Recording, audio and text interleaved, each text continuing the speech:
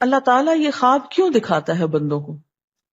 اور یہ ایک ایسا عمل ہے کہ جو انسان جس پہ قابو نہیں پا سکتا، جو انسانی ڈسکوری سے باہر ہے کہ ایسا کیوں ہوا. آپ دیکھیں کہ انسان دو چیزوں کا مجموعہ ہے، ایک اس کا جسم ہے اور ایک اس کی روح ہے. جہاں یہ دونوں آپس میں ایک دوسرے سے موافقت کرتے ہیں، ایک دوسرے کے ساتھ کوآرڈینیٹ کر رہے ہیں، وہاں یہ ایک دوسرے سے کشمکش بھی کرتے ہیں. بعض اوقات جسمانی خواہشات روح پر غالب آ جاتی، بعض اوقات روحانی کیفیات جسم پر غالب آ جاتی.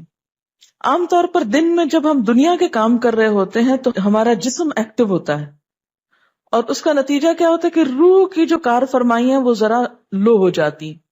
رات کو جب ہم سوتے ہیں اور جسم ہمارا بالکل بے حس ہو جاتا ہے تو پھر روح جو ہے وہ ابھر کر آتی ہے، اس کی کار فرمائی بڑھتی ہے، وہ زیادہ ایکٹیو ہو جاتی. پھر آپ کو قرآن کی وہ آیت بھی یاد ہوگی کہ جس میں اللہ تعالیٰ فرماتے ہیں کہ جب انسان سوتا ہے تو ہم اس کی ایک روح لے لیتے ہیں، جس کو زندگی دینی ہوتی ہے وہ واپس لوٹا دیتے ہیں، ورنہ جو دوسری باقی ہوتی ہے وہ بھی لے لیتے ہیں. اب یہ جو روح نکلتی ہے نا ایک ہمارے جسم سے، تو یوں لگتا ہے کہ جیسے وہ مختلف جگہوں پہ وانڈر کرتی ہے، یعنی گھومتی پھرتی، اور بعض اوقات دور دراز پہنچ کے مثلا کسی مردے سے جا ملاقات کرتی، کیونکہ روح تو ایک لطیف چیز ہے نا. جب ماں کے پیٹ میں بچے کے اندر آتی ہے تو کوئی پتہ نہیں چلتا، جب نکل جاتی تو کوئی پتہ نہیں چلتا. اسی طرح روح دیواروں کے پار بھی چلی جاتی ہے. قرآن پاک میں آتا ہے نا کہ اینما تکونوا یدرککم الموت ولو کنتم فی بروج مشیدہ، یعنی اگر بالکل ساؤنڈ پروف اور ہوا پروف جگہ پر بھی کوئی چیز رکھ دی جائے تو کیا ہوگا؟ روح وہاں سے بھی نکل جائے گی. یعنی روح کے لیے یہ مادی چیزیں رکاوٹ نہیں ہے.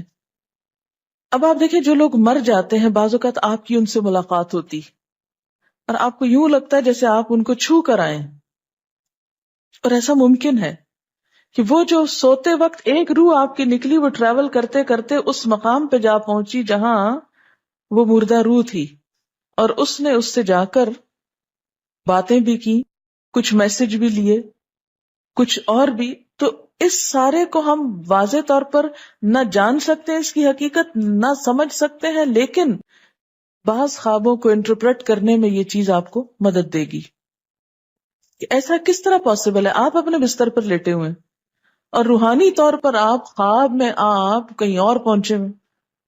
بعض اوقات آپ دیکھتے ہیں کہ میت آپ کو کوئی چیز دے رہی ہے، میت رو رہی ہے، میت خوش ہے، آپ اس کو دیکھتے ہیں وہ بڑے باغ میں بیٹھی ہوئی ہے. یہ آپ نے کہاں سے دیکھ لیا؟ آپ تو بستر پہ لیٹے ہوئے تھے. تو وہ جو ایک شعور سوتے وقت نکل جاتا ہے، جسم سے الگ ہو جاتا ہے، وہ ٹریول کر رہا ہوتا ہے ایک طرح سے، اور وہ ایسی جگہوں پر اللہ کے اذن سے ہی پہنچ جاتا ہے اور اس کو وہاں کی معلومات مل جاتی ہیں. اچھا آپ کو یاد ہوگا وہ قصہ جو شہیدوں کا واقعہ میں نے آپ کو سنایا تھا، عراق میں جو صحابہ کرام کی قبروں میں سے ان کو نکال کر دوسری جگہ پر دفن کیا گیا. آپ نے دیکھا کہ مستقل کنٹینیوسلی 3 دن خواب آیا ایک شخص، جب اس نے اگنور کیا تو بادشاہ وقت کو خواب آیا، مفتی اعظم کو خواب ہے، اور مسلسل خواب میں وہ اپنا میسج کنوے کر رہے ہیں کہ ہمیں وہاں سے نکالو، ہماری قبروں میں پانی آ گیا. اور یہ بالکل سچا واقعہ ہوا، دنیا نے جس کا مشاہدہ بھی کیا. تو پھر آپ اس کو کیسے انٹرپریٹ کریں گے؟ وہ شہداء کہاں ملے تھے؟ تو بات یہ ہے کہ جیسے ہماری روح ٹریول کرتی ہے، کہیں ایسی جگہ جا پہنچتی ہے تو ہو سکتا ہے کہ وہ اس مقام تک جا پہنچی ہو.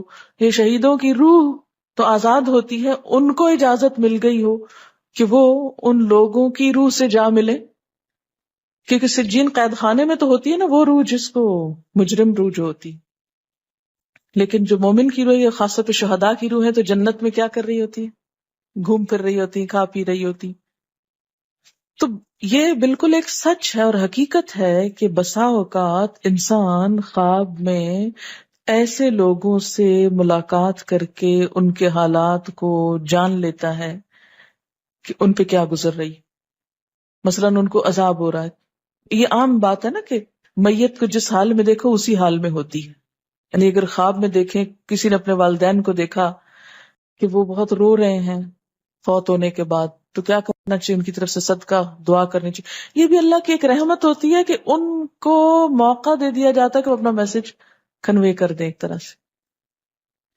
وہ اس کے دل کی بات نہیں ہوتی، الا یہ کہ آپ کسی انسان کے بارے میں بہت برا گمان رکھتے ہیں اور آپ اسے دیکھتے ہیں کہ وہ رو رہا ہے یا کچھ، لیکن کئی اور لوگ دیکھتے ہیں کہ وہ ہنس رہا ہے، کھیل رہا ہے، تو اس کا مطلب یہ ہے کہ پھر آپ ان دو کا کنٹرڈکشن کیسے دور کریں گے؟ تو پھر آپ یہ دیکھیں گے کہ جس نے خواب دیکھا ہے اس کا اپنا نظریہ اس شخص کے بارے میں کیا تھا، کیونکہ اس کی اپنی بدگمانی تو نہیں اندر چھپی ہوئی تھی کہ جو سوتے وقت اوپر ابھر آئی اور اس نے وہ روپ اس طرح کا دکھا دیا، پھر وہ حدیث نفس میں آ جائے گی، دل کی بات میں وہ چیز آ جائے گی. ٹھیک.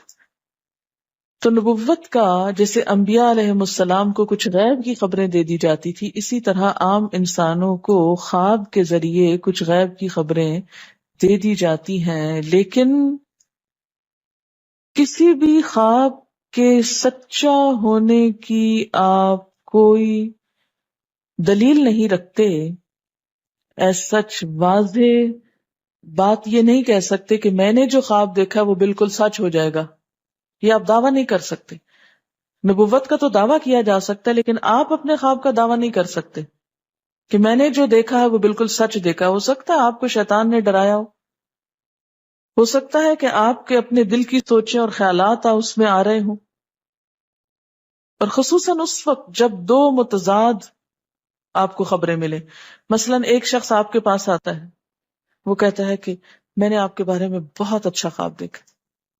دوسرا آتا ہے، کہتا ہے کہ میں نے آپ کو اچھے حال میں نہیں دیکھا. اب یہ فرق کس چیز کا ہو گیا؟ اس کے اپنے گمان کا فرق ہے.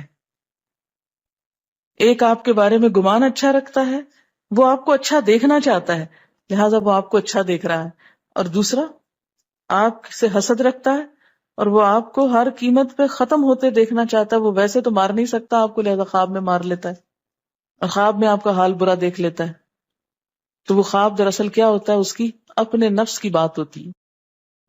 اسی طرح بعض لوگ جو جھوٹ سے بچتے ہیں، دھوکے سے بچتے ہیں، جن کے اندر منافقت نہیں ہوتی، جن کے دل بالکل صاف ہوتے ہیں، ان کو بھی بعض اوقات ایسے خواب آتے ہیں کہ جو بالکل واضح حقیقت ایک طرح سے نظر آ جاتی. لیکن کوئی شخص یہ خود سے دعویٰ نہیں کر سکتا کہ جو میں نے دیکھا ہے وہ میرے دل کی بات نہیں اور وہ بالکل بڑی سچائی ہے، جب تک کہ وہ چیز عملاً سامنے نہ آ جائے.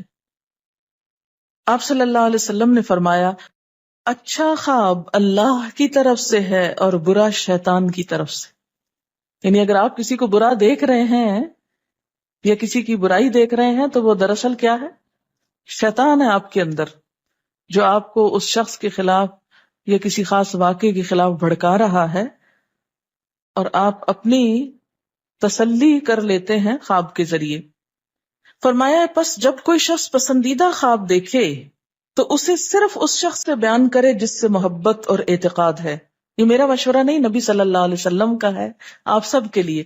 بخاری اور مسلم کی روایت ہے کہ جب کوئی اچھا خواب آپ دیکھیں تو کیا کریں؟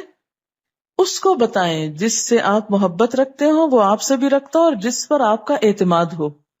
جیسے حضرت یعقوب علیہ السلام نے کیا کہا تھا بیٹے کو کہ مجھے تو بتا دیا، بھائیوں کا نہیں بتانا. اور جب مکروہ خواب دیکھیں تو حق تعالی سے اس خواب کے شر اور شیطان کے فتنے سے پناہ مانگے. جب برا خواب دیکھیں تو اس خواب کے شر اور شیطان کے فتنے سے پناہ مانگے کہ شیطان بہکانے لگا انسان کو. اچھا آپ دیکھیں کہ بعض اوقات یہ ہوتا ہے کہ جسے ہمارا کسی سے اختلاف ہوا ہے، عقیدے میں، گھر کے جھگڑے میں، کسی ذاتی اس میں، تو ہم کمزور ہوتے ہیں، مجبور ہوتے ہیں، اس کو کچھ کہہ نہیں سکتے. تو پھر ہم بعض اوقات اپنی تسکین کیسے کرتے ہیں؟ خوابوں میں کرتے ہیں.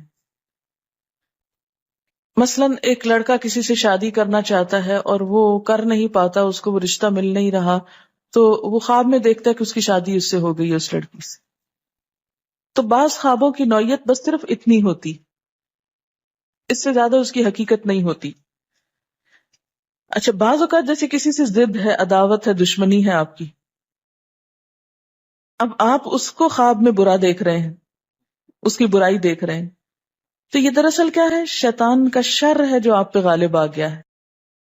آپ اس کی برائی چاہتے ہیں، ویسے کچھ کر نہیں پاتے، مجبور ہیں آپ، تو آپ خواب کے ذریعے وہ اپنی تسلی کر لیتے ہیں